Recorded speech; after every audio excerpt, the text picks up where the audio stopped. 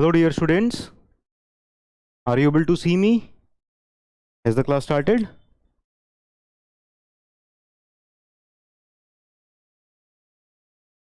Okay, welcome you all. So this is Anirudh Singh Rathore and I hope you all are doing fine. So this is the session for all the students who are preparing for GATE 2024 and EAC 2024. So I'll be solving all the EAC previous year's prelims questions in this session, and the sequence of the topics will be first of all chapter wise, that means topic wise, and in that topic wise also we'll be solving year wise. Okay, so first I'll be solving with first topic, that is properties of materials 1, and then I'll be moving on to subsequent topics. Okay, so in this topic also I have arranged the questions, all the questions in year wise format. Okay, so in today's class we will try to finish all the EAC prelims 1995 questions, EAC prelims 1996 questions, EAC prelims 1997, 1998 and 1999 questions. Okay, so our target will be to complete all these 5 years EAC prelims questions. Okay, so let us start with question number 1. Okay, so if you know the answer, just comment in the comment box. Okay, let me know if you know the answer for this question. First question, EAC 1995. So question is given that for an element in a body of homogeneous isotropic material subjected to plane stresses, epsilon x, epsilon y and epsilon z are normal strains in x, y and z directions respectively, and mu is the Poisson's ratio. Okay, the magnitude of unit volume change of the element is given by. What do we mean by unit volume change? Unit volume change means volumetric strain. Unit volume change means volumetric strain. Okay, so what do we represent volumetric strain by? We can represent it by epsilon v. Okay, so volumetric strain, we all know volumetric strain is equal to strain in x direction, that means epsilon x, plus strain in y direction epsilon y, plus strain in z direction epsilon z. Okay, so volumetric strain is the summation of linear strains in 3 mutually perpendicular directions, epsilon x, epsilon y, epsilon z. So our correct answer will be option A. First question clear to everyone? Yes, volumetric strain, absolutely correct, Saurabh. Okay, so let's move on to next question, question number 2. Okay, try to solve this question.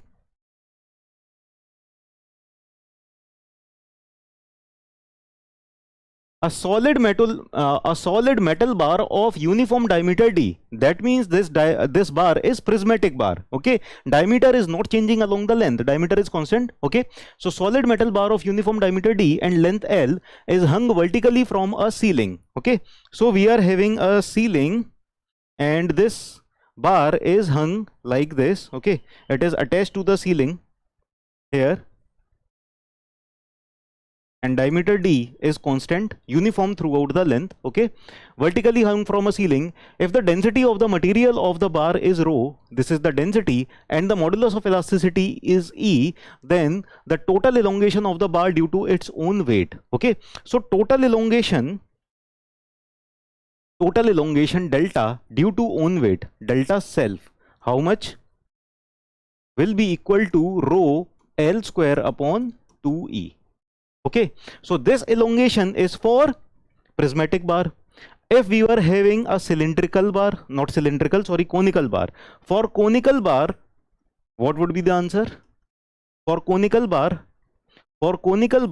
delta self would be equal to rho L square upon 6E. That means 1/3 of this. Okay, 1/3 of this. Clear? Okay, next. Question number 2 clear, so correct answer will be option B. Okay, option B. Next,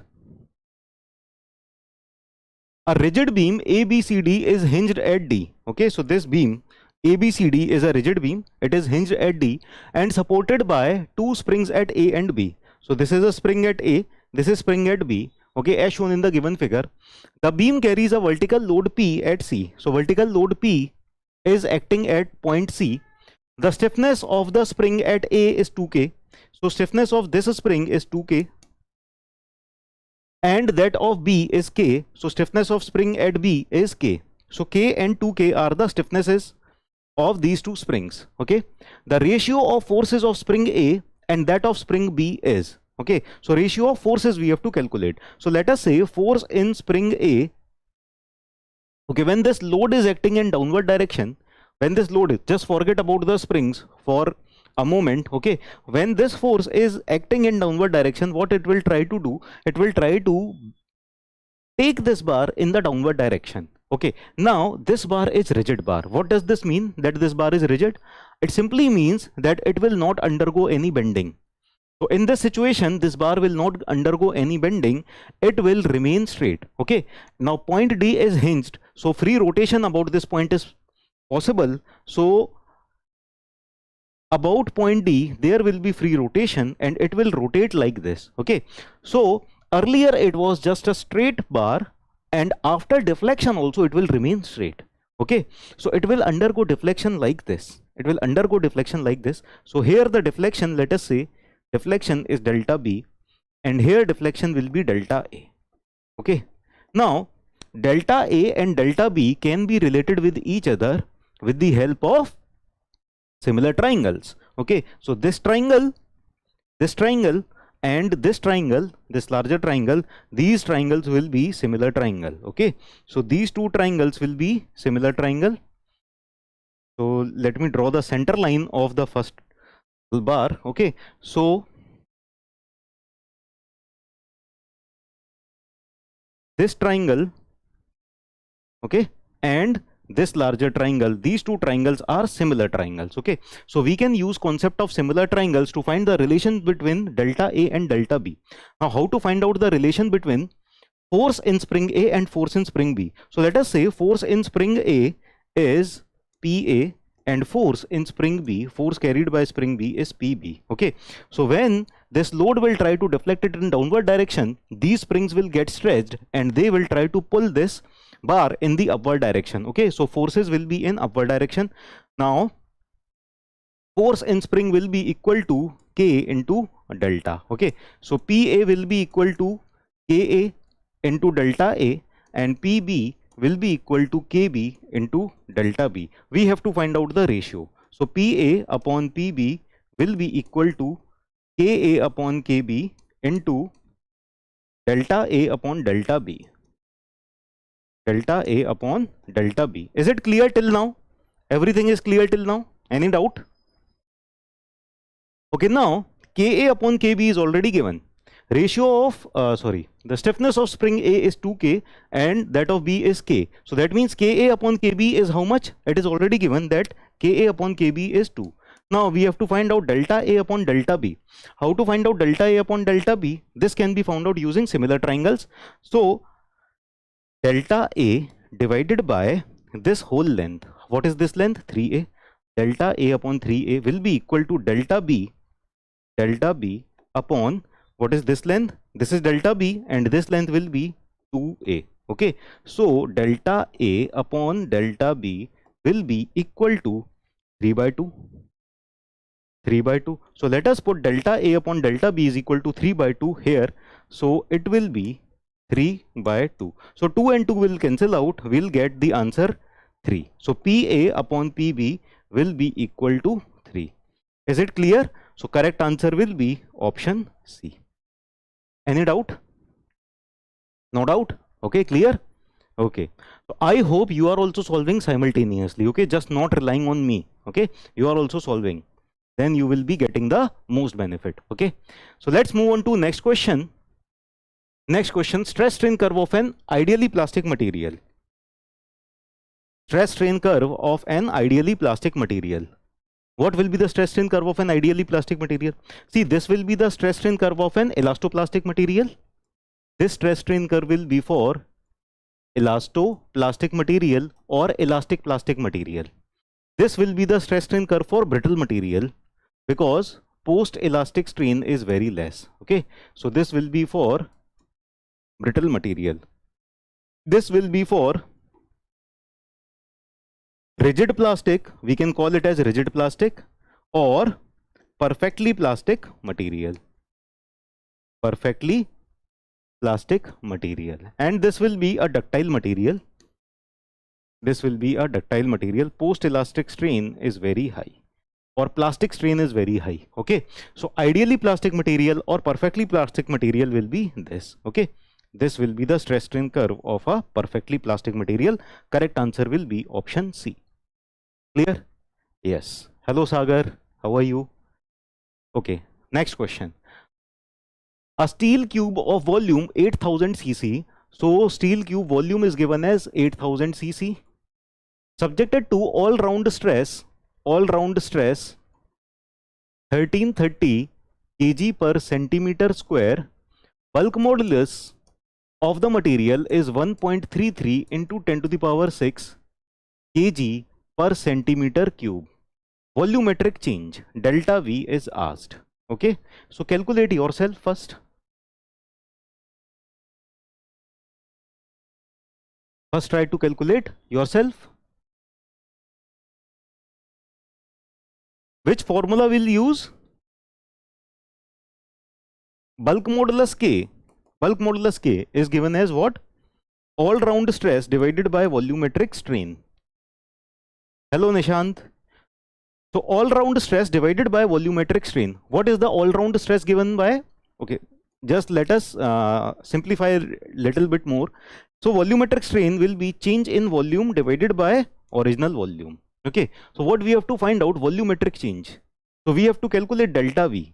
So delta V can be given by delta V is equal to sigma V upon K. From here we can find out this. Now sigma stress, all round stress is given by 1330 kg per centimeter square. What is the total volume? 8000 cc. 8000 cc is the total volume, and bulk modulus is 1.33 into 10 to the power 6. 1.33 into 10 to the power 6. Now if you calculate here, if we reduce 3 zeros, we'll get 1.33. So 1.33 and 1.33 will be cancelled out. Here were 3 zeros, here are 3 zeros, 6 zeros and 10 to the power 6. They will cancel out. We'll be left with 8. Okay, so change in volume will be equal to 8 cc. Correct answer will be option A. 8 cc is the correct answer. Is it clear to all? Are you able to understand? Okay, so let's move on to next question. Okay, so all these questions are asked in ESE 1995 only. Next question. In terms of bulk modulus K and modulus of rigidity G, Poisson's ratio can be expressed as. So very simple question.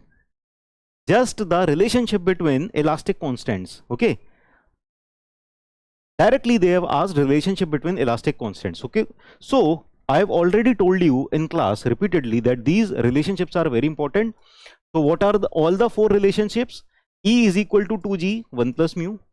E is equal to 3K, 1 minus 2 mu. E is equal to 9 kg upon 3K plus G, and mu is equal to 3K minus 2G upon 6K plus 2G.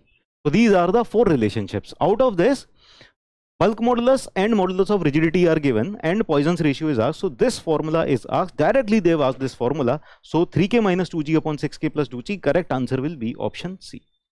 Clear? Option C is the correct answer. Right? Let's move on to the next question.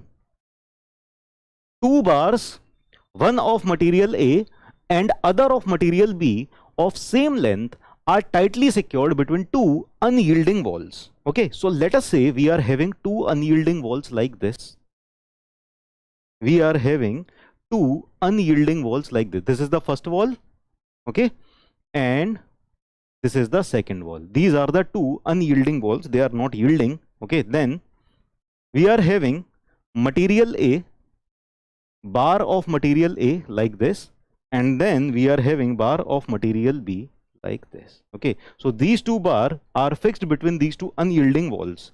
So these walls are unyielding. Now what we are doing? Let us see next what is given in the question. So in the question it is given that coefficient of thermal expansion of A is more than that of B. Okay, so alpha A, this is bar A, this is bar B, alpha A is greater than alpha B. Okay, now when the temperature rises, the stress is induced R. When the temperature rises, when we rise the temperature, what will happen? Bar A will also try to expand, bar B will also try to expand. Both the bars will try to expand, but will they be allowed to expand? No, they will not be allowed to expand because they are between the rigid wall. Okay, so these supports length will not change, supports distance will not change. Okay, so compression will be set up in both the bars. Okay, so both the bars will be subjected to compression. Okay, so compression in both the materials. Correct answer will be option D. Is it clear? Yes, correct answer will be option D. Next question.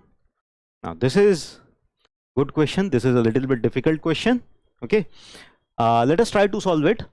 A column of height h and area at top A has the same strength throughout its length. So first of all, we need to understand what is the meaning of same strength throughout its length. Same strength throughout its length. What is the meaning of this? Same strength throughout its length means if my column is like this, now area will be changing, so I am directly writing, drawing this column like this. Okay,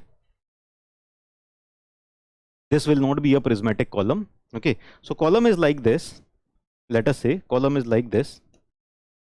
So this is a solid column. Okay, so at this location, whatever is the stress, at this location maximum stress will be same, at this location also same stress, at this location also same stress, at this location also same stress. So at each and every point we will be having same stress, then the column will be having same strength throughout the length. No, it is not prismatic. It will not be prismatic. Column will be prismatic when it is having same cross section area throughout the length. So cross section area is not the same, but strength is same. Okay, so there is difference between same cross sectional area and same strength. So strength is same throughout the length, so area will be changing. Now under its own weight and applied stress P naught at the top. So at the top we have applied a stress P naught. At the top here we have applied a stress P naught. Okay, P naught is the stress applied at the top. Density of the column material is rho. Okay, so this density is given as rho of the column material. To satisfy the above condition, the area of the column at the bottom should be. So area of column at bottom. What will be the area of column at bottom? So here height h is given. Column is having height h and area at top is A. Area at top is A.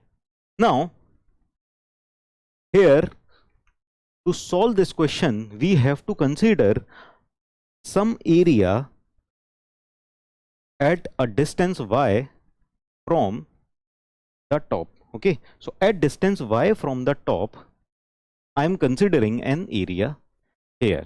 Okay, so whatever is the area here, let us say this area is AY. This area at the top was A and this area will be different. Okay, now why the area will change? Let us first discuss this. Why area will change if we move along the length? Here some stress is acting P naught, okay, at area A. Now this area will have to support, will have to resist this stress also, whatever is coming, whatever load is coming. Okay, so corresponding to that load some stress will be generated. That stress this area has to resist, plus this area will resist weight of this much part of column also. This area will have to resist weight of this much part of column also, which at this top area this was not resisting. Okay, so here there are two things. One, externally applied load is also there, and then the weight of this part of column is also there. So here area has to increase in order to keep the stress level same. Okay, so what is the value? What is stress? Stress is equal to force upon area. So here there was some force, so area was corresponding to that. Here the force is increased. When force is increased, we have to increase area also. Then only this stress can remain constant, right? So here area will increase. So AY will be different. Okay. So now you have understood that area is going to change. Now let us see.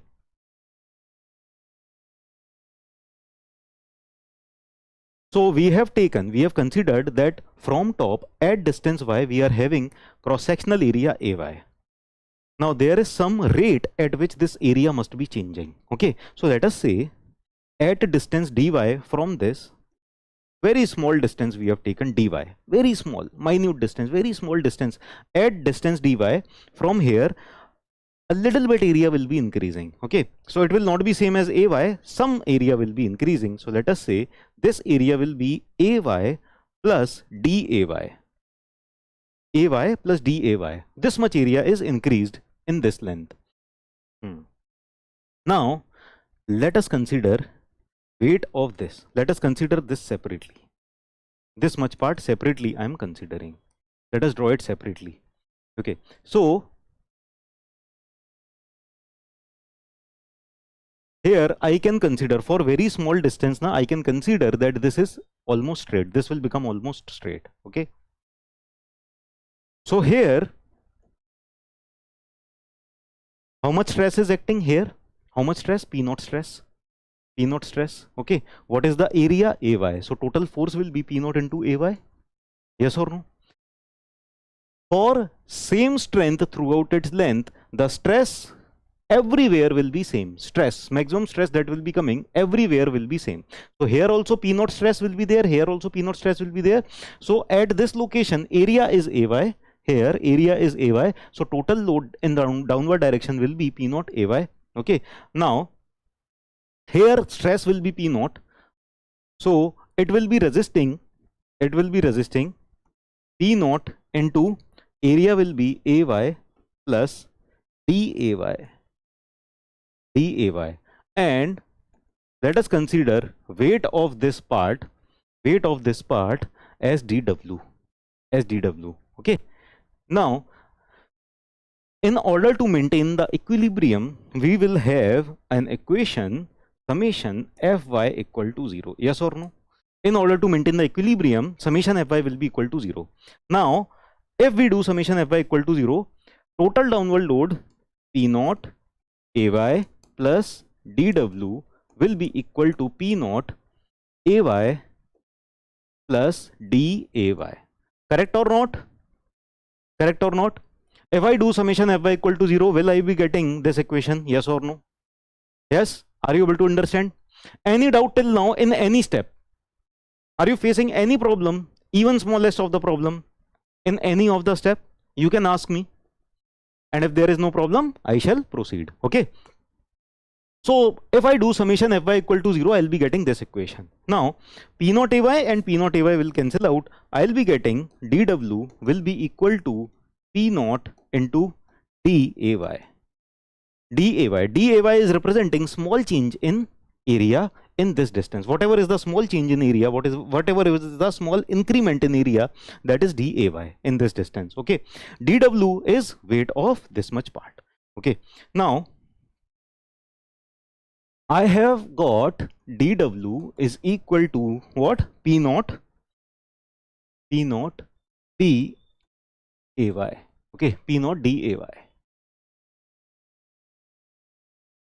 What will be the weight of this? Weight will be, see here we are given density of the material. Okay, so from density we can calculate weight. So density into g into volume will be the weight.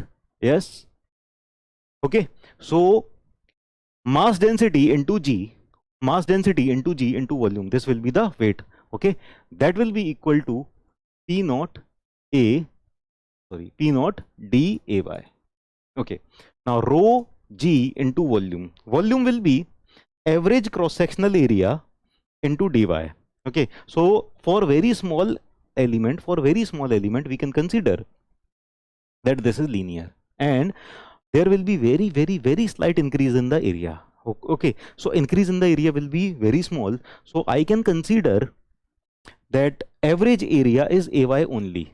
Okay, without much error I can consider that average area is ay. So cross sectional area, average area, I am considering ay into this distance dy will be equal to my ay into dy will be my volume. Okay, that will be equal to P naught d ay.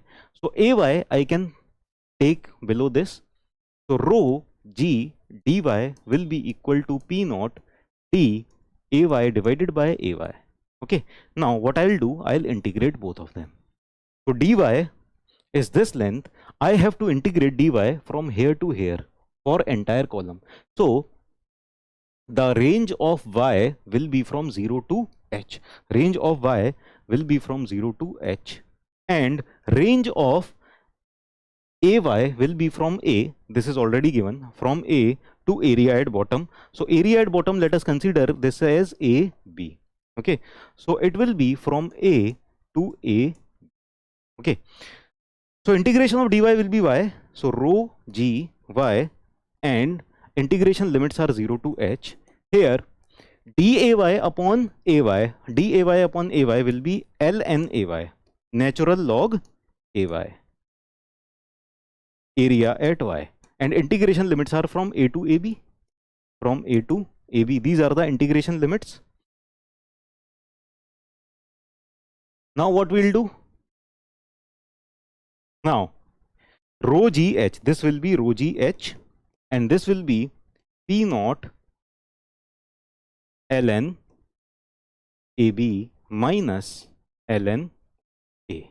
Okay, so we'll get rho gh will be equal to p naught natural log area at base upon area. Okay, so ln ab upon a can be written as, this p naught will come in the denominator in this side, so rho gh upon p naught. Okay, how we can remove now natural log? How can we remove natural log? By putting exponential power to the e. Okay, so if we put both power to the e, so e to the ln ab upon a, that will be equal to e to the power rho gh upon p naught. Okay, so e and ln will cancel out. We'll get here ab upon a will be equal to e to the power rho gh upon p naught, and this a can be multiplied here. So area at base will be equal to a into e to the power rho gh upon p naught. Okay, so this is the final answer. This is the area at the bottom.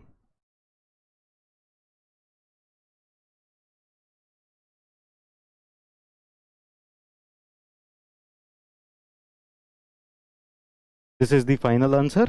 So this will be the area at the bottom. Okay, clear? So a into e naught to the power rho gh upon p naught, a to the power rho gh upon p naught. Okay, so correct answer will be option C. Have you understood? Everyone has understood? So this type of questions you don't have to solve in the examination. Okay, especially in ESE prelims examination, there is so less time, so it is better you remember this formula. If you remember this formula, if again this comes, you just directly tick the answer, because it is not advisable to solve such a long question in the examination hall, right? Okay, so let's move on to the next question. Next question, relatively easy question. A bar of diameter 30 mm,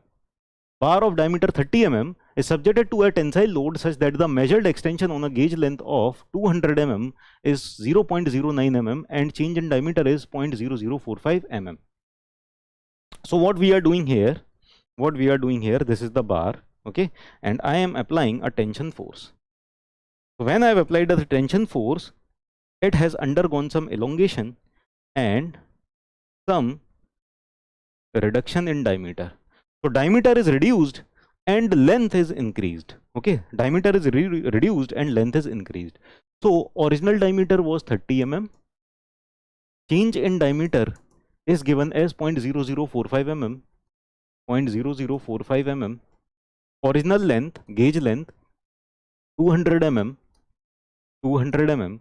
Change in length will be equal to 0.09 mm. Okay, now we have to calculate the Poisson's ratio. What do you understand by Poisson's ratio? Poisson's ratio is mod of lateral strain divided by longitudinal strain.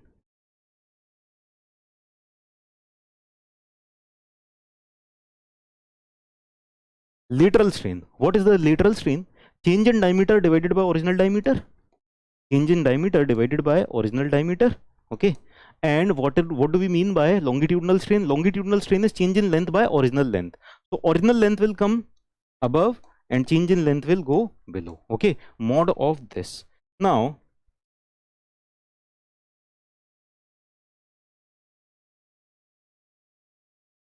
so mu will be equal to change in diameter. So we will not consider sign convention. Why? Because it will be positive. So let us take positive for everything. So 0.0045 divided by original diameter is 30 mm into what is the length? Original length is 200 divided by change in length 0.09. Okay, so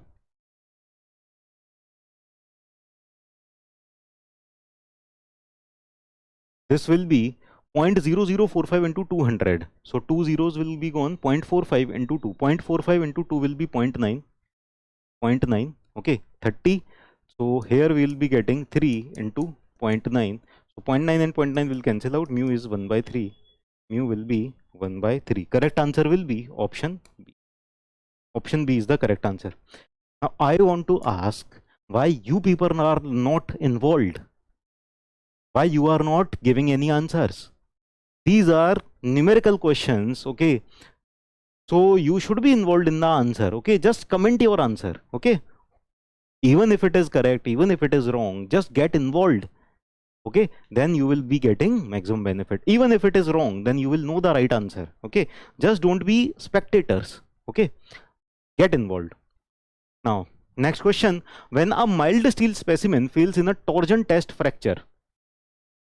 So when a mild steel specimen fails in a torsion test, fracture looks like. So what does the fracture will look like when there is a mild steel? So mild steel is which type of material? Mild steel, brittle or ductile? Mild steel is brittle or ductile material? Mild steel is ductile material. Mild steel is ductile material. And when a ductile material fails in torsion test, so in torsion we will be getting pure shear. In torsion we will be getting pure shear. Now for a ductile material, which strength will be the weakest? Ductile materials are weakest in shear. These are weakest in shear. Okay, now tell me, when torsion is applied, pure shear is produced. What is the plane of pure shear? Plane of pure shear is perpendicular. Plane of pure shear will be perpendicular. Yes, correct answer is option A. Very good, Saurabh. Okay, so correct answer is option A. Option A is the correct answer. Got it right? Very good.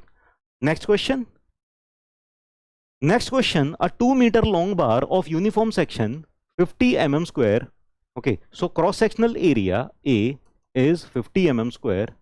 It is extending by 2 mm. So delta is 2 mm under limiting axial stress. So limiting axial stress means maximum axial stress. So maximum stress, let us denote by sigma y, that is 200 Newton per mm square. What is the modulus of resilience?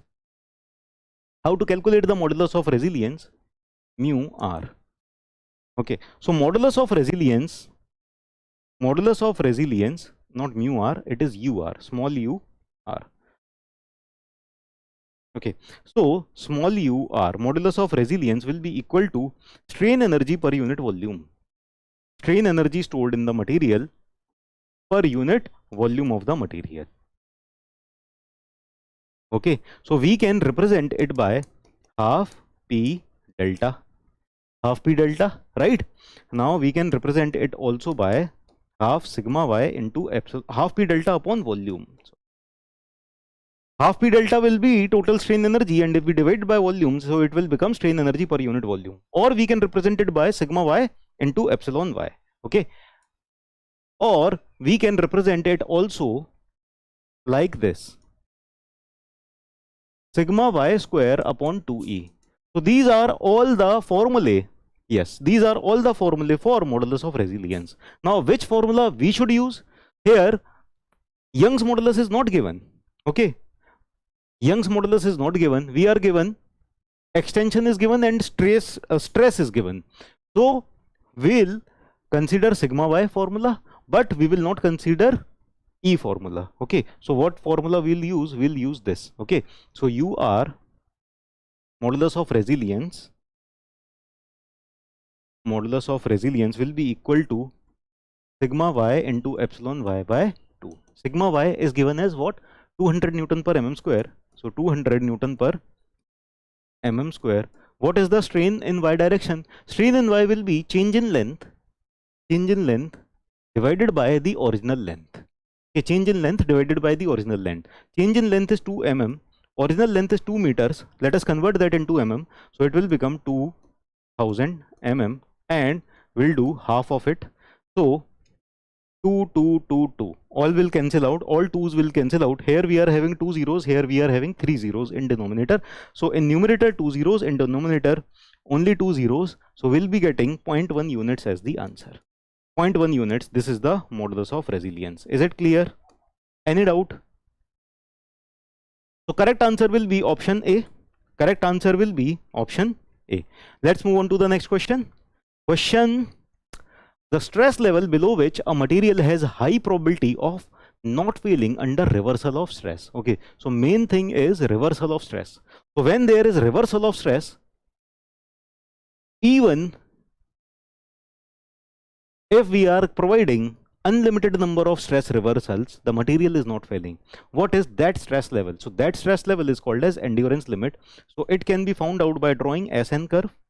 Okay, so this is the stress, this is the number of repetitions. Okay, so SN curve will be something like this. SN curve will be something like this. So after some time this becomes horizontal. Okay, so this is the limit at which the material will not be failing under even infinite number of stress reversals. This is called as endurance limit. Endurance limit. Okay, so correct answer will be option B. Option B is the correct answer. Next question. Yes, very good. Option B is the correct answer. Next, if E, that means Young's modulus is 2.06 into 10 to the power 5 Newton per mm square. An axial pull of 60 kilonewtons suddenly applied to the steel rod 50 mm in diameter and 4 meter long causes an instantaneous elongation of the order of. Okay, so this load is applied suddenly. So instantaneous elongation for suddenly applied load will be equal to 2 times if the same load is applied gradually. Okay, so deflection on gradually applied load will be equal to PL upon AE. So here it will be 2 into PL upon AE. So what is the value of P given? 60 kilonewton. So 60 into 10 to the power 3. Length, what is the length of the specimen? Length of the specimen is 4 meter long. So 4 into 1000. This is the length of the specimen. Area of cross section 50 mm in diameter. So pi by 4 into 50 square into Young's modulus 2.06 into 10 to the power 5. Okay. So let us calculate what is the answer coming. So answer will be 2 into 4 into 60 into 10 to the power 3 into 4000 divided by pi into 50 square into 2.06 into 10 to the power 5, 1.186 mm. So almost 1.19 mm. Correct answer will be option A. Option A is the correct answer. Is it clear? Yes, true into gradually applied load, definitely. Very good. Next question. Next question. A bar of circular section varies uniformly from a cross section 2D to D. If the extension of the bar is calculated treating it as a bar of average diameter, then the percentage error will be. Are you able to understand all the questions or no? Are you able to understand all the solutions? Yes or no?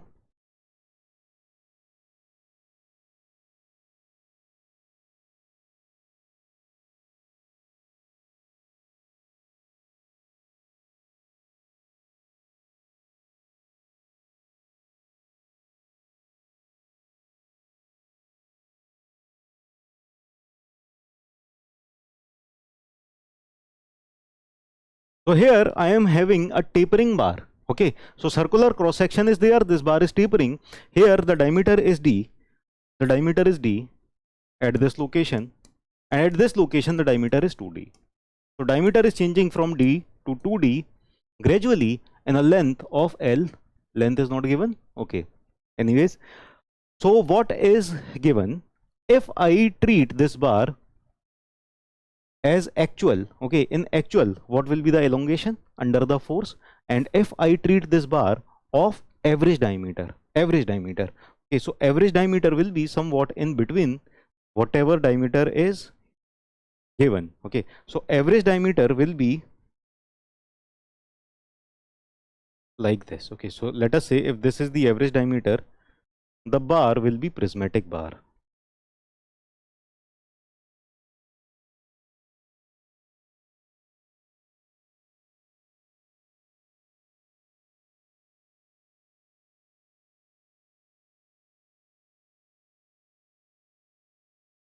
So what will be the average diameter? Here diameter is d, here diameter is 2d. Average of these two diameters will be 1.5d. 1.5d. This will be the average diameter if I treat it as a prismatic bar, okay. So for here, okay, for here delta, let us say actual elongation will be 4pl upon pi d1 d2 e, okay. So 4pl upon pi, what is d1? d1 is d, okay. What is d2? d2 is 2d e. So we'll be getting 4pl upon 2 pi d square e, okay. So this will be change in length, actual change in length. Now what will be the change in length if I treat it as bar of average diameter? So if I treat it as average diameter, I have the formula for this one, PL square, PL upon AE. So PL upon AE, P into length upon A. What will be the area? Area will be pi by 4 into d square E. So this 4 will go up. We'll be getting PL upon pi. What is the average diameter? 1.5 d square, 1.5 d whole square into E. So this will be 4pl upon 2.25 pi d square E, right? So actual will be this one, actual value will be this, and if I treat it as average diameter, the value will be this, okay. This will be the value if I treat as a bar of average diameter. Now in the question, percentage error is asked. So what will be the percentage error? Percentage error will be delta actual minus delta average, treating it as average diameter divided by delta actual into 100, okay. Now 4pl upon pi d square E, it will come common in both of them and it will get cancelled from the bottom, okay. So we'll remove that. What will be left with? This will be half minus 1 by 2.25 whole upon 1 by 2.25. No, actual is 2, 1 by 2, okay. Actual is 2, okay, into 100. So what will be getting? 2.25 minus 2, 2.25 minus 2 whole upon 2 into 2.25, and this half will go above, it will become 2 into 100. So this 2 and this 2 will get cancelled out. 2.25 minus 2 will be getting 0.25 divided by 2.25 into 100. So 0.25 divided by 2.25, 0.25 divided by 2.25 into 100 will be getting 11.11%. This is the percentage error. Getting? Okay. So percentage error is 11.11%. So closest answer will be option A, 10. So we'll be getting approximately 10% as the error. Okay, clear? So let's move on to the next question. The next question I'll be getting the length, coefficient of thermal expansion and Young's modulus of bar A are twice that of bar B. Okay, so alpha A is equal to 2 alpha B. So LA is equal to 2 LB, and Young's modulus EA is equal to 2 EB. Okay, these are given. If the temperature of the two bars is increased by the same amount while preventing any expansion, then the ratio of stress developed in bar A to bar B. So what is the formula for stress developed? So this will be thermal stress. Okay, so thermal stress formula is alpha TE. Okay, so alpha A upon sigma A upon sigma B, thermal stress ratio. It will be alpha A TA EA divided by alpha B TB EB. So alpha A upon alpha B is how much? 2. Temperature change is same. Okay, TA upon TB is same. They are same amount. Temperature is increased by same amount, and EA upon EB is 2. So we'll be getting 4. Okay, so sigma A is equal to 4 times of sigma B. Thermal stress in A will be equal to 4 times of thermal stress of B.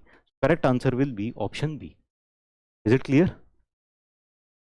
Okay, so it is independent of the length. Okay, no requirement of length is there. Okay, does not depend on length, right? So correct answer will be option B. Next question, match the following. Okay, so now we are solving ESE 1996 questions. Okay, so ESE 1996, 1995 were up to this point. So now we are come to 1996. Okay, so this question, so list given below refer to bar of length L, cross sectional area A, Young's modulus E, Poisson's ratio mu, and subjected to axial stress P. Match list 1 with list 2 and select the correct answer. Okay, so volumetric strain, what will be the volumetric strain? Volumetric strain will be equal to epsilon x plus epsilon y plus epsilon z, that will be equal to stress. Okay, so we can also write it as sigma x plus sigma y plus sigma z whole upon E into 1 minus 2 mu. 1 minus 2 mu. Okay, so axial stress is acting. Let us say stress in x direction is acting, so stress in y and stress in z is 0. So because of stress in x direction only, these two are 0. This is 0, this is 0, and this sigma x is sigma, let us say. Okay, stress is given sigma, stress is given P, sorry. So this is not sigma, this will be P. So stress is P. Now this will be equal to how much? P upon E, P into 1 minus 2 mu whole upon E. So P upon E into 1 minus 2 mu. Okay, so for A we'll be having 3. Strain energy per unit volume. What is the value of strain energy per unit volume? Strain energy per unit volume will be sigma y square upon 2E or P square upon 2E. P square upon 2E anywhere given? Yes, P square upon 2E. So for B, we'll be having 4. Now ratio of Young's modulus to bulk modulus. Ratio of Young's modulus to bulk modulus. So E is equal to 3K 1 minus 2 mu.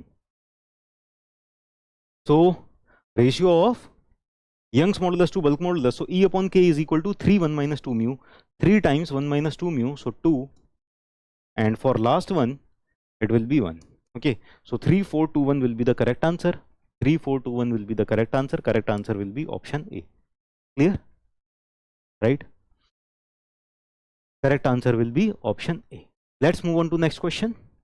Next question, if all the dimensions of a prismatic bar of a square cross section suspended freely from the ceiling of a roof are doubled, then the total elongation produced by its own weight will increase. Okay, so total elongation produced by self weight. What is the formula? Rho L square upon 2E. Yes, rho L square upon 2E. If all the dimensions are doubled, it will not be affected by all the dimensions. It will be affected by length only. Okay, so if only length is also doubled, then also it will become 4 times, and if all the dimensions are also doubled, then also it will be becoming 4 times. So deflection due to self weight is directly proportional to L square. Now if L is doubled, then deflection due to self weight will become 4 times. So correct answer will be option B. Clear? Next, stress at which a material fractures under large number of reversals of stress is called. Okay, so stress at which a material fractures under large number of reversals of stress. If large numbers of reversals of stress are there and material fractures large numbers or infinite number of stress reversals, that stress is called as endurance limit. Okay, endurance limit. Correct answer is option A. Next, assertion reason type question. Okay, so assertion, strain is a fundamental behavior of the material while the stress is a derived concept. Is it true or false? Yes, strain is a fundamental behavior of material and stress is a derived concept. Okay, so assertion is true. Okay, assertion is true. Let us see reason. Strain does not have a unit while stress has a unit. So this is also true. Okay, but does it explain it? Is it the correct explanation also? No, it is not the correct explanation. Both are individually true, but this reason is not explaining the assertion. Okay, reason is not explaining the assertion. So correct answer will be option B. Both assertion and reason are true, but R is not correct explanation of A. Okay, so correct answer will be option B. Next question. The amount of elastic deformation at a certain point which an elastic body undergoes under given stresses is same irrespective of the stresses being tensile or compressive. Okay, the amount of elastic deformation at a certain point. Let us say we are having a body. Okay, on this body I have applied tensile load, and let us say I am having a same body and on this body I have applied compressive load. So the amount of elastic deformation or change in length delta will be PL upon AE here also, and delta will be equal to PL upon AE here also. Same na? So amount of elastic deformation will be same whether the stresses are tensile or they are compressive. So irrespective of the nature of the stresses, we'll be getting same value, same deformation. Okay, so this assertion is true. Assertion is true. Reason, the modulus of elasticity and Poisson's ratio are assumed to be same in tension and in compression. So modulus of elasticity and Poisson's ratio both are assumed same. So this is also true. In tension and compression both are same. Okay, so this is also true, and also this reason is explaining the assertion. Okay, this is the correct explanation of A. So when these both are true and this is also correct explanation of A, both A and R true, both A and R are true, and R is the correct explanation, then correct answer will be option A. Option A is the correct answer. Clear? Let's move on to the next question. Next question. A mild steel tension specimen has a cup and cone fracture at failure. Okay, so this you must be knowing. If we are having a mild steel specimen, okay, the type of fracture will be cup and cone fracture. Cup cone fracture will be there.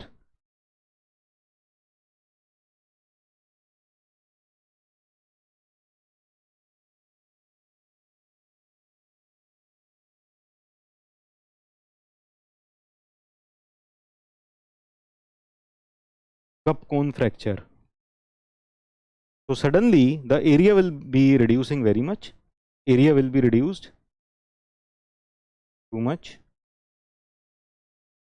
and we'll be having a cup and cone fracture. Cup cone fracture like this. Okay, at 45 degree. Yes, this is true. This is correct.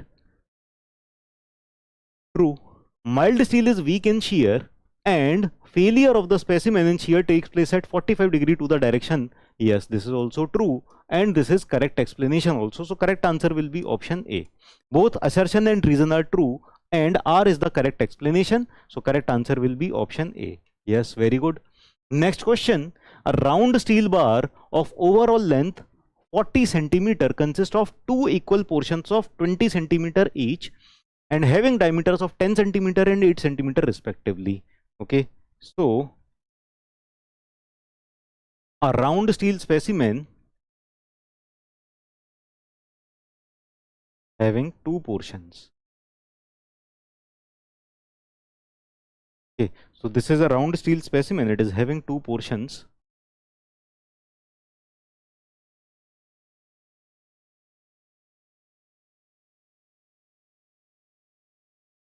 Okay.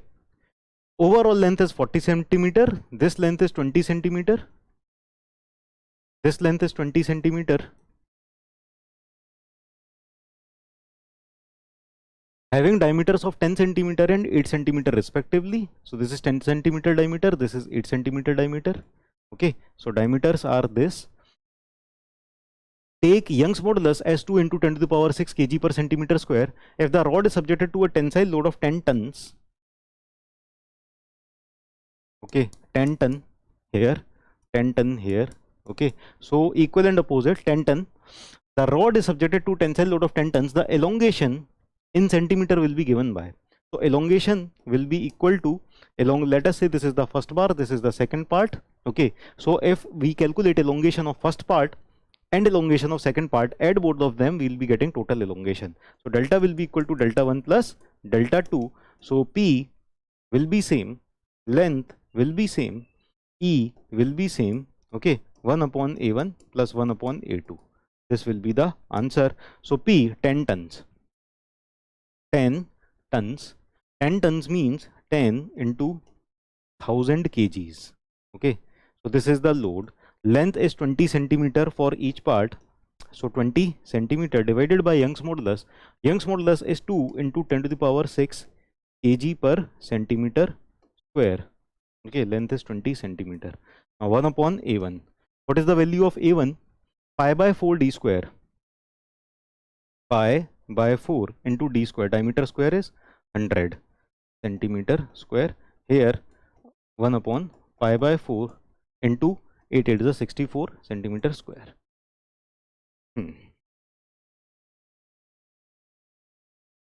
So 20, 1 0, 2, 3, 4, 5. 5 zeros are in the numerator and 6 zeros are in denominator. So we'll be left with 1 0 in denominator and 2 will cancel out. And here pi by 4 will come common. Pi by 4 will come common. So 4 will go up and here we will be getting pi, and here 164. 1 by 100 plus 1 by 64. So from these two also we can take 4 common. So 4 upon 10, or we can write 1 upon 10 pi. Here if 4 comes common, it will become 25, and here if 4 come common, here it will become 16. So 1 upon 10 pi, 1 by 25 plus 1 by 16. 1 upon 10 pi, 1 by 25 plus 1 by 16. Correct answer will be option A. Is it clear? Is it clear? So correct answer will be option A. Very good. Next question, ESE 1997. A copper bar of 25 centimeter length. Copper bar of 25 centimeter length is fixed by means of supports at its ends. Okay. Supports can yield total by 0.01 centimeter. If the temperature of the bar is raised by 100 degrees Celsius, then the stress is induced in the bar for alpha 20 into 10 to the power minus 6 per degree Celsius. It will be per degree Celsius or degree Celsius to the power minus 1, and E is equal to 1 into 10 to the power 6 kg per centimeter square. Okay, so stress we have to calculate. Stress, this we have to calculate. Stress induced in the bar. So what will be the stress induced in the bar? Stress will be stress induced will be equal to strain prevented into Young's modulus. Okay, so what is the strain prevented?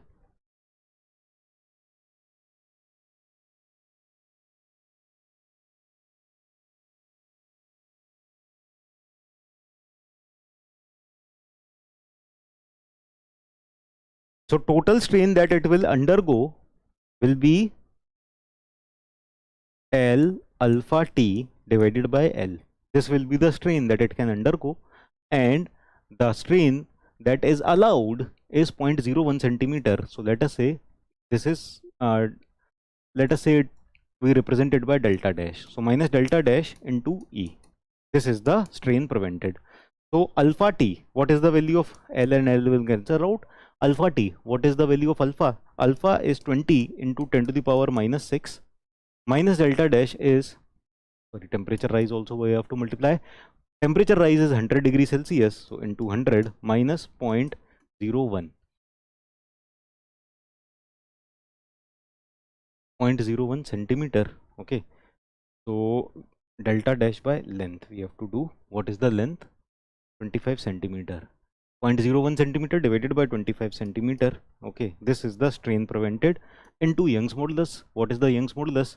1 into 10 to the power 6 kg per centimeter square. So 20 into 10 to the power 6 minus 6 into 100. This will be 20 into 10 to the power minus 4, or 2 into 10 to the power minus 3, 2 into 10 to the power minus 3 minus 0.01 by 25. So it will be 0.04 into 10 to the power minus 2. So 2 into 10 to the power minus 3, that will be equal to into 10 to the power 6. So we'll be getting 2 into 10 to the power 3 minus 4 into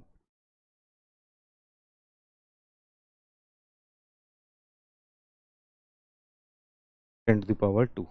Okay, so 2000 minus 400, that will be equal to 1600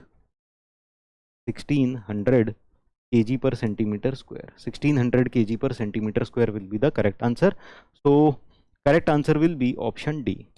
Option D is the correct answer. Yeah, sure, Saurabh, no problem at all.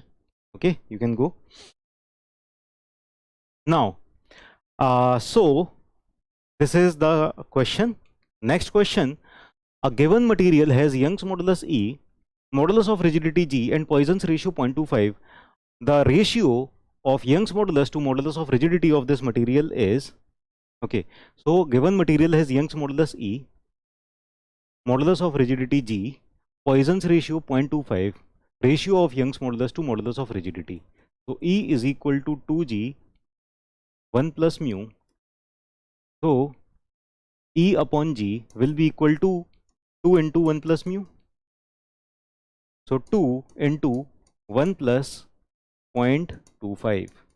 2 into 1 plus 0.25. So 1.25 into 2, this will be 2.5. So E upon G will be equal to 2.5. Correct answer will be option C. Option C is the correct answer. Clear?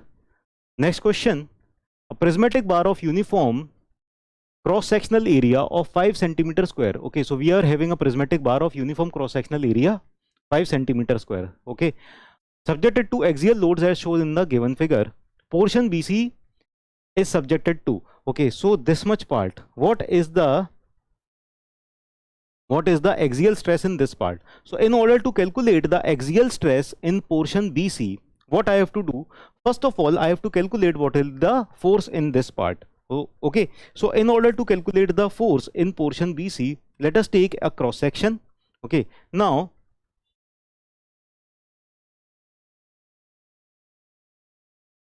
whatever force this cross section is subjected to, how can I calculate the force in this cross section? I can calculate force and this at this cross section either by doing summation of all the axial forces towards the right of the section, or I can do summation of axial forces towards the left of this section.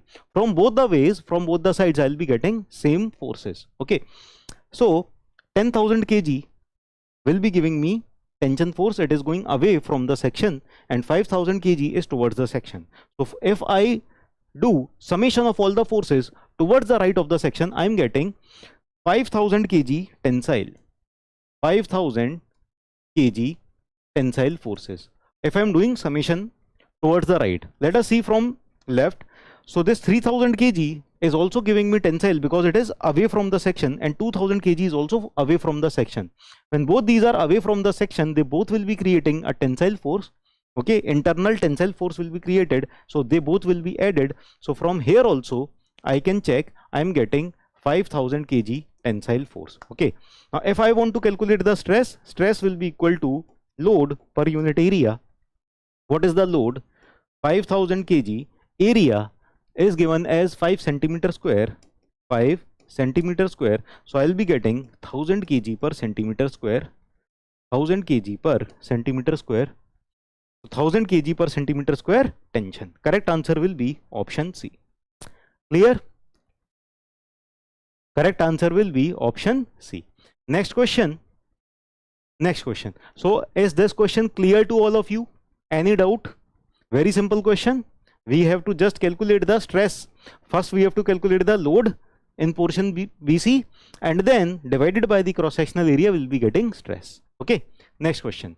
Two wires of equal length, so this wire and this wire, both of equal length 4 meter, are suspended vertically at a distance of 40 centimeter. So the distance between these two wires is 40 centimeter as shown in the figure below. Their upper ends are fixed to the ceiling while their lower ends support to a horizontal bar. So this is the horizontal bar. They are supporting this horizontal bar. Support a horizontal bar which carries a central load of 1 ton midway. So in the middle of these two, there is 1 ton load, okay, midway between the wires. Details of the two wires are given below. So what are the details? Wire number 1, area. So let us say this is wire number 1. So area of this wire is 4 centimeter square. So 4 centimeter square is the area. Okay. Then for this 2 centimeter square is the area. Material is copper and steel. Modulus of elasticity is 1 into 10 to the power 6 and 2 into 10 to the power 6. Elongation is delta C and delta S. Okay. So the ratio of elongation of the two wires is. Okay.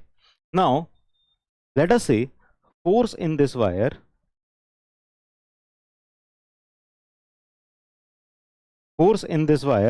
is P1 and force resisted by this wire is P2. Okay. So the force resisted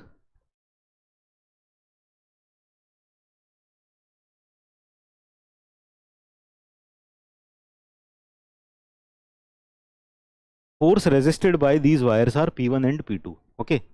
Now tell me if this P1 and P2 will be equal or not. P1 and P2 will be equal or not. If I do summation of moment about this point, so this 1 ton is at the middle, 20 centimeter. Okay, this will be 20 centimeter. This will also be 20 centimeter. Okay. Now if I do summation of moment about this joint, so P1 into 20 will be equal to P2 into 20. So P1 and P2 will be same. P1 is equal to P2. That we are getting. Okay. Now we have to calculate delta C upon delta S. So delta C upon delta S, that will be equal to P1. This is copper, na? First wire is copper. Okay. So P1 L1 upon A1 E1 will be equal to P2 L2 upon A2 E2. Now P1 and P2 are same. They both will get cancelled out. L1 and L2 are same. They both will get cancelled out. We will be getting finally, it will be A2 E2 upon A1 E1. Yes. So delta C upon delta S, we will be getting A2 E2 divided by A1 E1. Okay.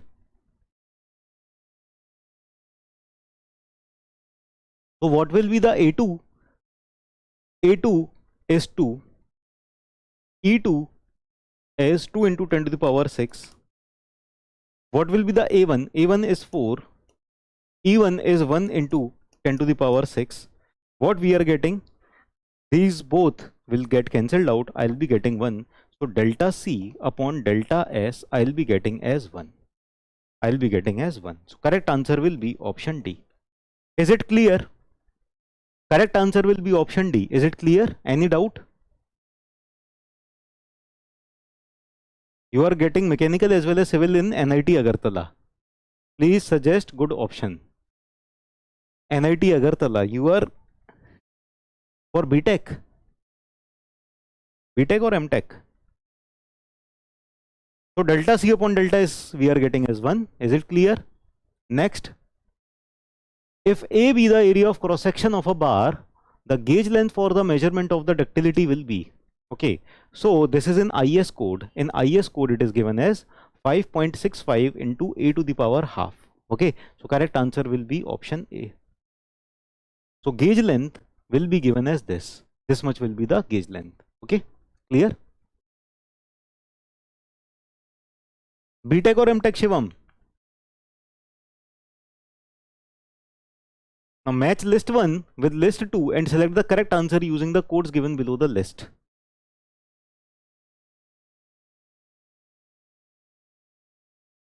Well, student, what is your interest?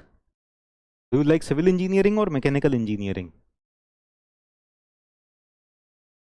So ductility.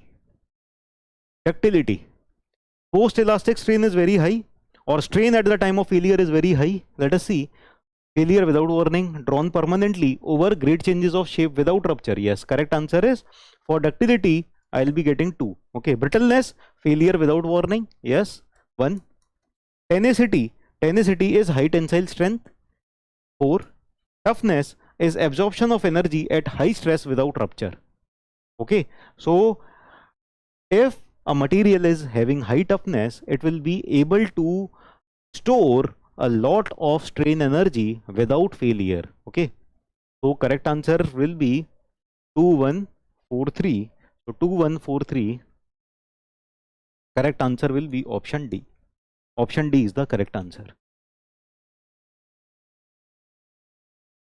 Towards government job, you are not interested for whether you are getting civil engineering or mechanical engineering, that does not matter.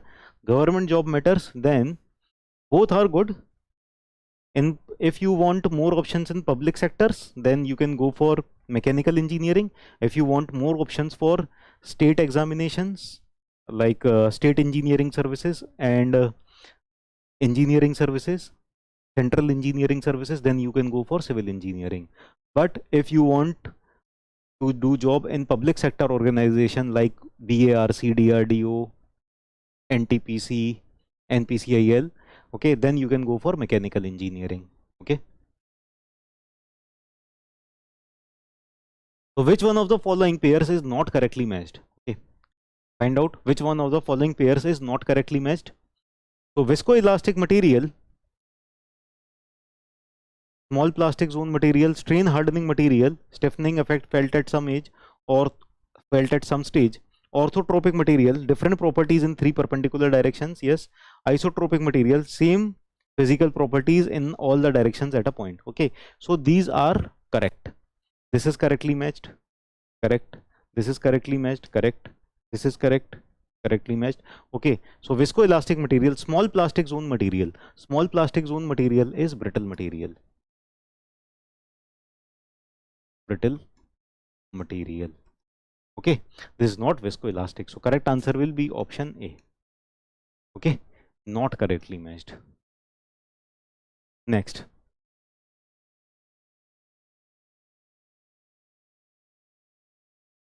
a composite section was formed at 20 degrees Celsius and was made of 2 materials A and B. So this is a composite material, this is material A, this is material B. Okay, if the coefficient of thermal expansion of A is greater than that of B and the composite section is heated to 40 degrees Celsius, then A and B will. Okay, now this is the composite material. This is the composite material, that means A and B are fixed together. Okay, and alpha A is greater than alpha B. Alpha A is greater than alpha B and it is heated. Temperature is increased. When I increase the temperature, then material A will try to expand more as compared to material B. So when it will try to expand more, material B will not expand as much. Okay, so material B will be pulling it back. So material B will be applying compressive force on material A, and in turn material A will be applying tensile force on material B. So A will be subjected to compressive forces, A will be subjected to compressive forces, B will be subjected to tensile forces. Okay, let me repeat again. If alpha A is greater than alpha B, again I am repeating, alpha A is greater than alpha B, that means on increase of temperature, material A will try to expand more as compared to material B. So when material A tries to expand more, but it is bonded with B, so B will not allow that much expansion in material A. So B will apply compressive stresses on material A. So A will be subjected to compressive stresses, but A in turn wants to pull material B with itself. Okay, so A will apply tensile stresses on material B, so B will be subjected to tensile stresses. So A is subjected to compression. So options are not written clearly. A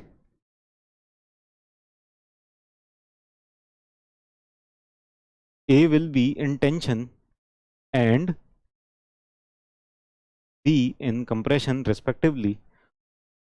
A and B both will be in compression. A and B both will be in tension. A will be in compression and B will be in tension respectively. So correct answer will be option B or option D. Option D will be the correct answer. A will be in compression and B will be in tension. Okay, clear? So correct answer will be option D. Next, in an experiment, it is found that the bulk modulus of a material is equal to its shear modulus. So bulk modulus is equal to shear modulus. Poisson's ratio is. So in today's class only we had discussed the importance of elastic constants. Okay, so relationship between elastic constants is very necessary. So mu is equal to 3k minus 2g upon 6k plus 2g. Okay, this is the value of mu when k is equal to g. So let us replace g by k. So 3k minus 2k divided by 6k plus 2k will be getting k by 8k. That means we'll be getting 1 by 8. 1 by 8 will be equal to 0.125. So mu will be equal to 0.125. Correct answer will be option A. Correct answer will be option A. Right? Clear? Next question. A mild steel bar is in two parts having equal lengths. Okay, so mild steel bar is in two parts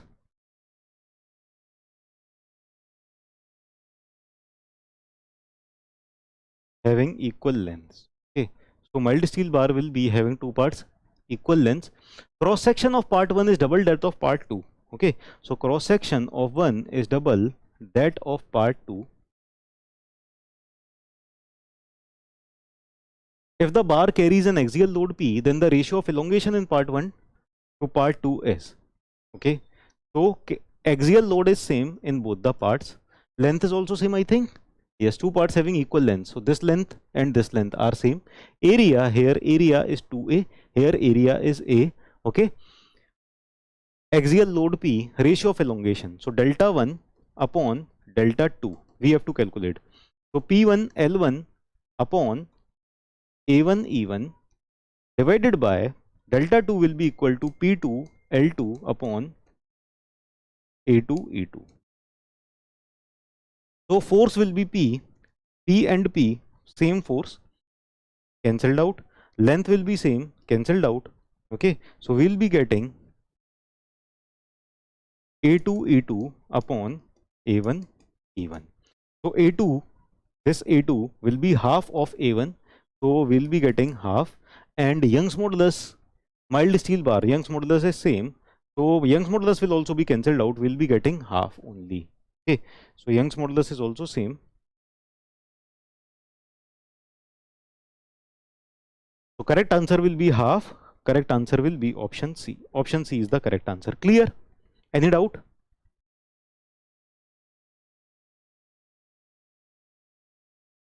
So elongation of this part will be half of elongation of this part, right? Next question.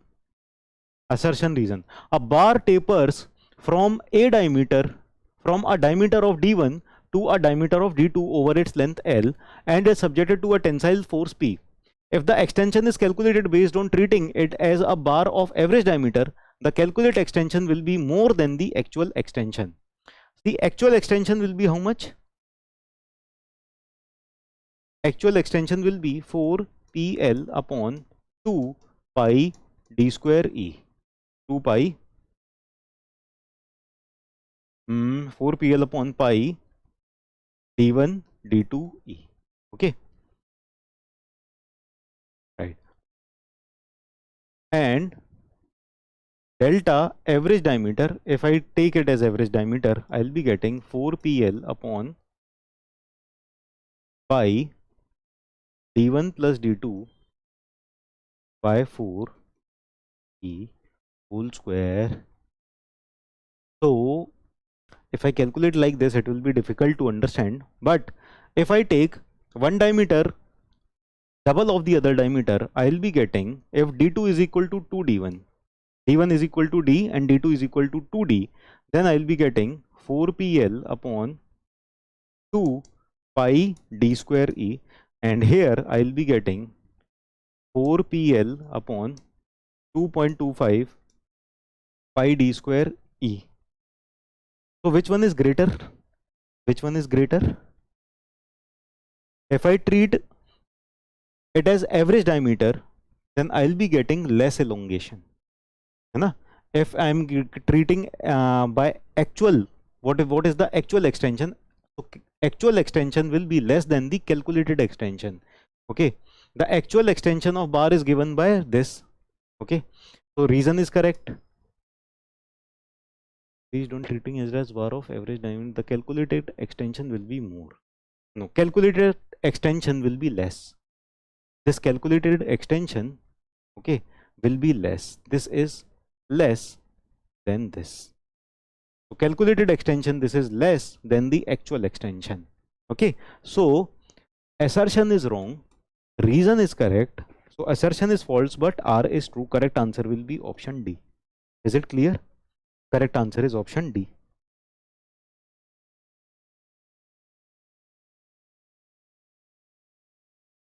Got it? Next question. Match list 1 material with list 2 characteristic and select the correct answer using the codes given below the list. Okay. So inelastic material, rigid plastic material, ductile material and brittle material. So if I talk about brittle material will be having no plastic zone or very small plastic zone. Okay. So for D, I will be getting 1. Okay. For ductile material will be having a large plastic zone, 2. Okay. Rigid plastic material, stress is 0 up to a stress level, strain is 0. The stress strain curve for rigid plastic material is something like this. Okay. So up to a certain value of stress, the strain is 0.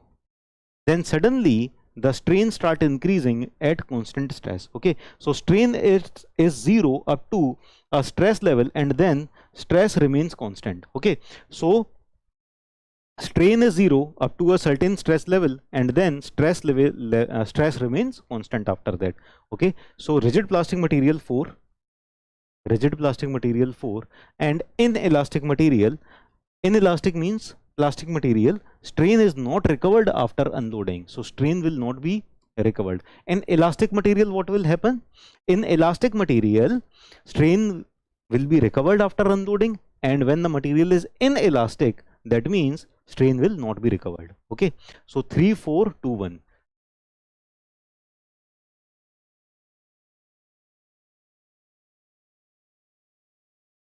Three, 4, 2, 1 should be the correct answer, but in options, let me check. Okay, let me check. 1999. There may be typing error also, no? So let me just check the typing error, if there is any typing error.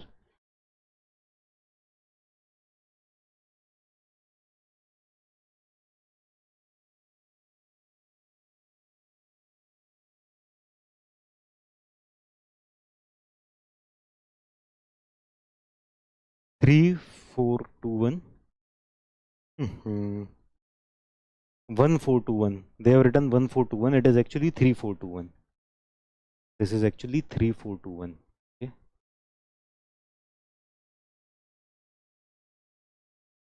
3, 4, 2, 1. Okay. So option A is 3, 4, 2, 1. So 3, 4, 2, 1 is the correct answer. Correct answer will be option A. Option A is the correct answer. Okay. Clear? Let's move on to the next question.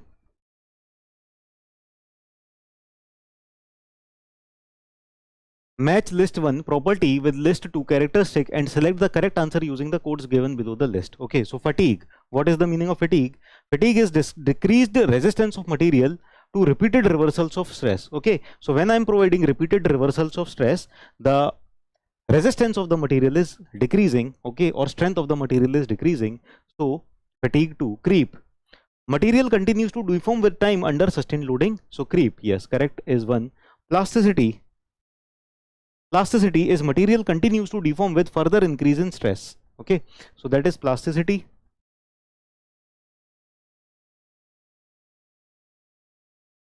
Four. Endurance limit is 3. Material has high probability of not failing under reversals of stress. Okay, so 2143 will be the correct answer. 2143 correct answer will be option A. Next question. Next question. A round bar made of same material consists of 3 parts each. Okay, so there are 3 parts of the round bar, each of 100 mm length, having diameters of 40 mm, 50 mm and 60 mm respectively. So first part diameter is 40 mm, next part diameter is 50 mm,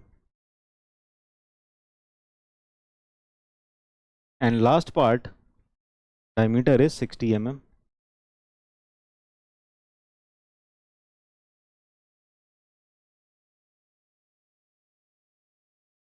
Okay, if the bar is subjected to an axial load of 10 kilonewton, the bar is subjected to axial load of 10 kilonewton, the total elongation of the bar would be, okay, so what will be the total elongation? Let us say elongation in this part is delta 1, elongation in this part is delta 2, and elongation in this part is delta 3. So total elongation will be summation of elongation of all the 3 parts. So delta 1 plus delta 2 plus delta 3. Okay, now force is same in all the bars, length of all the bars is same, and Young's modulus is also same. So we can take them common. Okay, so total elongation delta will be equal to PL upon E. Only the difference is A. So we'll write 1 upon A1 plus 1 upon A2, 1 upon A2 plus 1 upon A3. Okay, so what is the load? That is 10 kilonewton. Load is 10 kilonewton. Young's modulus is also given in kilonewton per mm square. So no need to change the units. Length is 100 mm for each bars.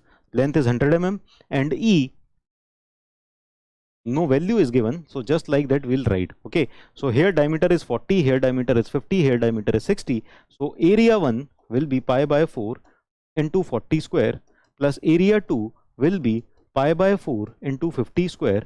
Area 3 will be pi by 4 into 60 square. Okay, so if I take pi by 4 common from all of them and further solve it, I'll be getting 1000 upon 1000 into 4 by pi. 1000 into 4 by pi E whole upon 1 by 40 square, that means 1600, plus 1 by 50 square, that means 2500, plus 1 by 60 square, that means 1 by 3600. Okay, now let us see option, the format of the option. Okay, so 16, 25, 36. So we have to take 100 common. So if I take 100 common here, so I'll be getting 40 upon pi E. This 100 I have taken common. Okay, so 40 is the remaining, 1 by 16 plus 1 by 25 plus 1 by 36. So 40 upon pi E. 40 upon pi E, 1 by 16 plus 1 by 25 plus 1 by 36, exactly matching with the. Okay, so correct answer is option D. Option D is the correct answer. Clear? Is it okay? Let's move on to the next question. Next question. If a member is subjected to a tensile stress of Px, okay, so tensile stress is Px, compressive stress of Py, and tensile stress of Pz along the x, y, and z directions respectively, then the resultant strain epsilon x along the x direction would be resultant strain. Okay, so this is the case of 3-dimensional stress. This is the case of 3-dimensional stress. Okay, so 3-dimensional element I am drawing, tensile stress Px. So in the x direction I am having tensile stress Px, compressive stress of Py, here compressive stress Py, and tensile stress of Pz, tensile stress Pz. Okay, then the resultant strain epsilon x. So let me use generalized Hooke's law. If I use generalized Hooke's law, epsilon x will be equal to stress in x upon E minus mu stress in Y upon E minus mu stress in Z upon E. Okay, so stress in X is given by Px, so Px upon E minus mu sigma y will be minus Py. This is compressive na, so we'll write minus Py upon E minus mu sigma z will be Pz. This is tensile, so we'll use positive, so minus mu Pz upon E. Okay, so I'll be getting 1 upon E, let me take 1 upon E common, Px plus mu Py minus mu Pz. Px plus mu Py minus mu Pz. Okay, so 1 upon E is common. Correct answer will be option A. Option A is the correct answer. Is it clear? Any doubt? So this minus and this minus will be cancelled out here. Okay, so option A is the correct. Next question.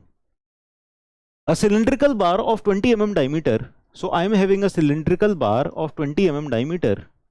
20 mm diameter cylindrical bar is there. 1 meter is the length of the bar. Subjected to a tensile test, its longitudinal strain is 4 times that of its lateral strain. So longitudinal strain is 4 times the lateral strain. What does this mean? This means that Poisson's ratio is 1 by 4. Longitudinal strain upon, lateral strain upon longitudinal strain is 1 by 4. Poisson's ratio is 1 by 4. Poisson's ratio is 1 by 4. It is given. Okay. The modulus of elasticity is given. Modulus of rigidity will be.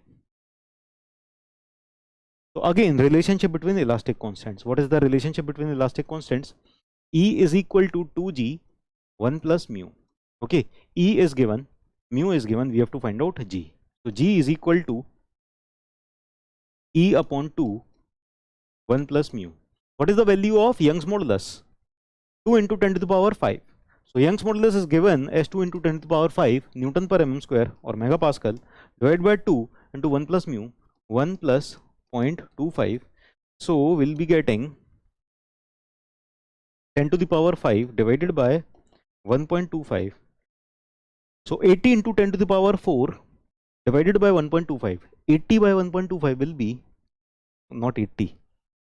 10 into 10 to the power 4. So 10 by 1.25 will be 8. 8 into 10 to the power 4 or 8 into 10 to the power 4 Newton per mm square, or we can also write it as 0.8 into 10 to the power 5 Newton per mm square. 0.8 into 10 to the power 5 Newton per mm square. Correct answer will be option D. Clear?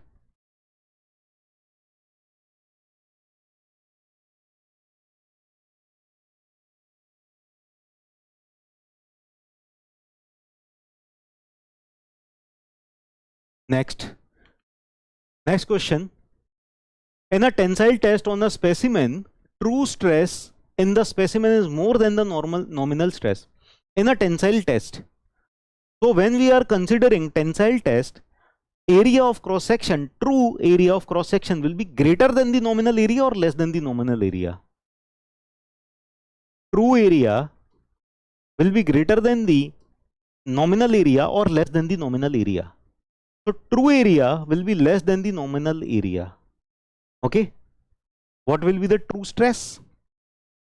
True stress will be equal to load, whatever is applied, divided by true area, and nominal stress will be equal to load divided by nominal area.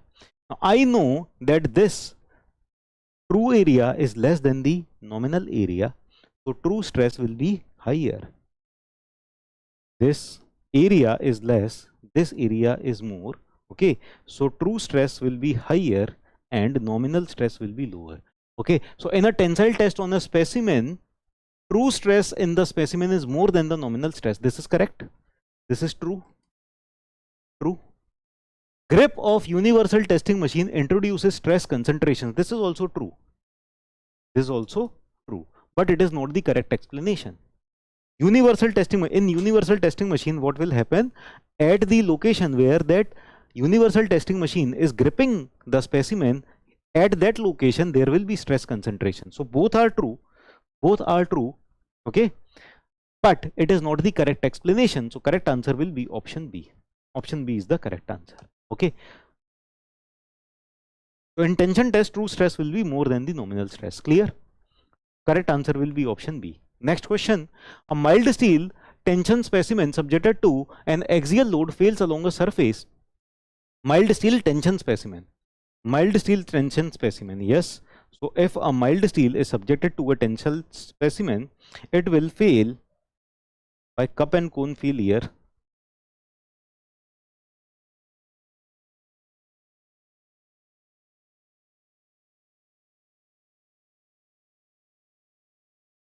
By cup and cone failure, the failure plane will be at 45 degree, okay, to the axis. This is correct, true. Okay.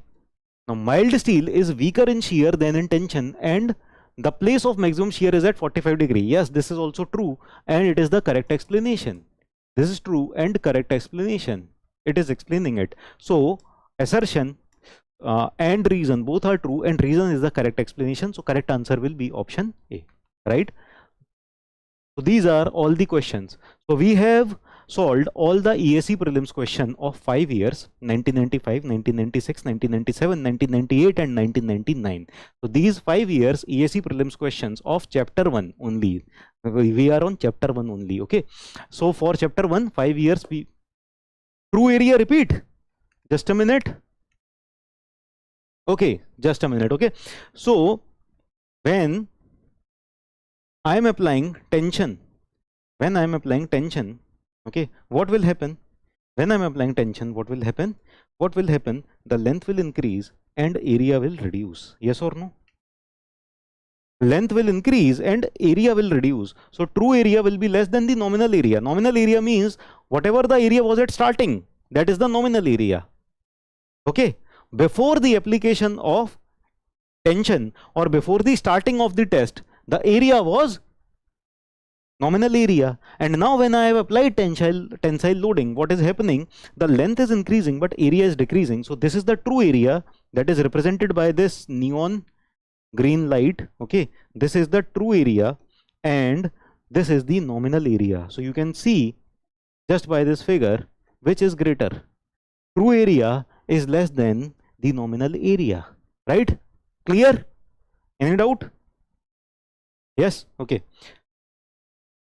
So like this, in every session we will be targeting 5 years ESE prelims questions. Okay.